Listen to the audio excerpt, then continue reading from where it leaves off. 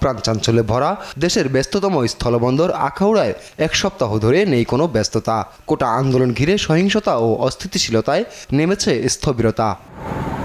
স্বাভাবিক সময়ে এই বন্দর দিয়ে প্রতিদিন প্রায় $2 লাখ মূল্যের হিমায়িত মাছ, রড, সিমেন্ট, প্লাস্টিক পণ্য ও ফার্নিচার সহ অন্তত 15 থেকে 20 ধরনের পণ্য রপ্তানি হতো ভারতে।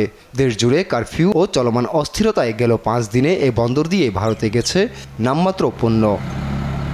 ইন্টারনেট না থাকায় 20 জুলাই থেকে 24 জুলাই পর্যন্ত ম্যানুয়ালি তথ্য লিপিবদ্ধ করে রপ্তানি হয় 53 টন মাছ ও 70 টন সিমেন্ট। এতে রপ্তানি আয় এসেছে প্রায় 1,65,লাখ টাকা, যা স্বাভাবিক সময়ের তুলনায় অর্ধেকেরও কম।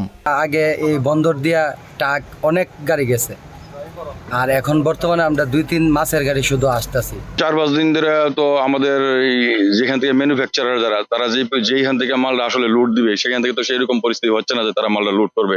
আন্দোলনের পর থেকে আমাদের ব্যবসা প্রায় স্থবির হয়ে গেছে, আমাদের এখানে ব্যবসা নেই। C&F অ্যাসোসিয়েশনের নেতারা জানান, বিভিন্ন এলাকা থেকে বন্দরে পৌঁছাতে পারেনি রপ্তানি পণ্যবাহী গাড়ি, তাই কমেছে রপ্তানি। সার্বিক পরিস্থিতির জন্য মালই বন্দরে আনতে পারতেছে না। মালের যেমন 15-20টা পণ্য আমরা মোটামুটি এক্সপোর্ট করি, তো এগুলা তো আনতে পারতেছে না, বন্দরে এসে পৌঁছতে পারতেছে না, মালও যাচ্ছে না। বন্দর কর্তৃপক্ষ জানায়, পরিস্থিতি স্বাভাবিক হলেই পুরোদমে শুরু হবে আমদানি রপ্তানি। নিউজ ডেস্ক, দেশ টিভি।